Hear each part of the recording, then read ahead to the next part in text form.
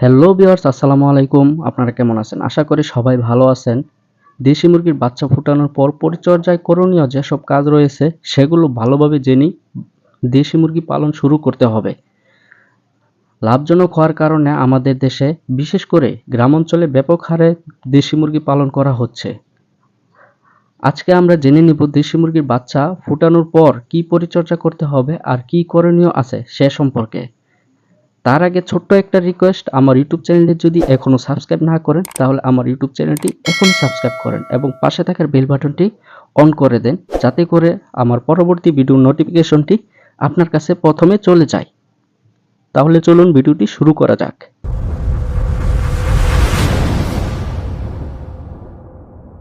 বন্ধুগণ, এখানে দেখেন আমার কিছু দেশি মুরগি ডিম নিয়ে কুচে বসে আছে। এই ডিমগুলো আশা করি কিছুদিনের মধ্যেই ইনশাআল্লাহ বাচ্চা ফুটে বের হবে।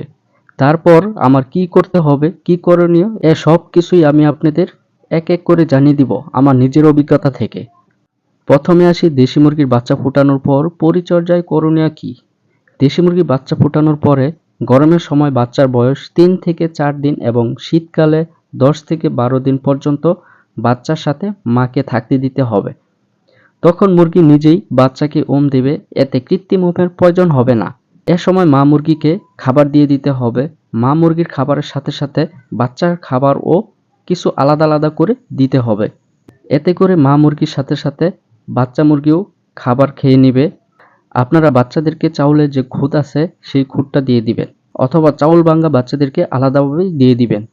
আশা করি এতে বাচ্চাগুলো খেতে পারবে আর বাচ্চাগুলো খাবার শিখে যাবে আস্তে আস্তে। এতে করে আলহামদুলিল্লাহ বাচ্চাগুলো মায়ের সাথে সাথে খাবার খাওয়া শিখে যাবে। তারপর গরমের সময় বাচ্চার বয়স যখন 3 থেকে 4 দিন এবং শীতকালে 10 থেকে 12 দিন হওয়ার পর মুরগিকে বাচ্চা থেকে আলাদা করে দিতে পারেন। এ অবস্থায় বাচ্চাকে কৃত্রিমভাবে ব্রুডিং ও খাবার দিতে হবে। তখন থেকেই বাচ্চা পালনের মতো বাচ্চা পালন পদ্ধতি সবকিছুই পালন করতে হবে। মা মুরগিকে আলাদা করে লেয়ার খাদ্য দিতে হবে। এ সময় মা মুরগিকে তাড়াতাড়ি সুস্থ হওয়ার জন্য পানিতে দ্রবণীয় ভিটামিন দিতে হবে। এতে করে মা মুরগি ডিম পাড়ার জন্য পরিপূর্ণ সময় চলে আসবে। মা মুরগি যদি সুস্থ থাকে তাহলে ইনশাল্লাহ আবার ডিম দেওয়া শুরু করবে। এজন্যই আপনাদের মা মুরগিকে সুস্থ রাখতে হবে আর বাচ্চাদেরকে ভালোভাবে ব্রুডিং এবং খাবার দিয়ে দিতে হবে। মা মুরগি ও বাচ্চা এমনভাবে আলাদা করতে হবে যেন তারা দৃষ্টির বাহিরে থাকে। এমনকি বাচ্চার চিচি শব্দ যেন মা মুরগি শুনতে না পায়। তা না হলে মা ও বাচ্চার ডাকাডাকিতে কেউ কোনো খাবার বা পানি কিছুই খাবে না। আলাদা করার পর অবস্থার সাথে খাপ খাইয়ে গেলে আর কোনো সমস্যা থাকবে না। প্রতিটি মুরগিকে এ সময় 80 থেকে 90 গ্রাম লেয়ার খাবার দিতে হবে। সাথে সাথে 5 থেকে 7 ঘন্টা চড়ে বেড়াতে দিতে হবে বা যাতে ঘুরতে পারে সে ব্যবস্থা করে দিতে হবে।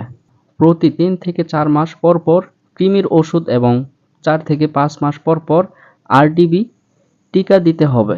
এতে করে আপনার মা মুরগিটা ভালো থাকবে, সুস্থ থাকবে।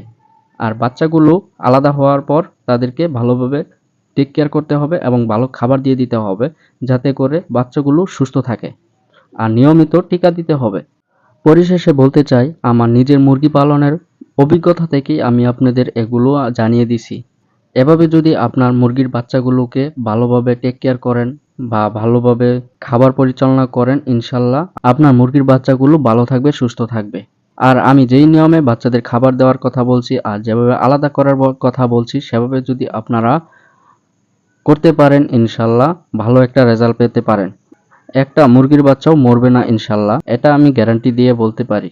আজ তাহলে এই পর্যন্তই। নতুন একটা ভিডিও নিয়ে আমি আবার চলে আসবো। সে পর্যন্ত আপনারা ভালো থাকবেন, সুস্থ থাকবেন। এই ভিডিওটা যদি ভালো লাগে তাহলে অবশ্যই একটি লাইক, একটি শেয়ার দিয়ে অন্য ভাইদের দেখার সুযোগ করে দেবেন। আজ তাহলে রাখছি। আসসালামু আলাইকুম ওয়া রাহমাতুল্লাহি ওয়া বারাকাতুহু।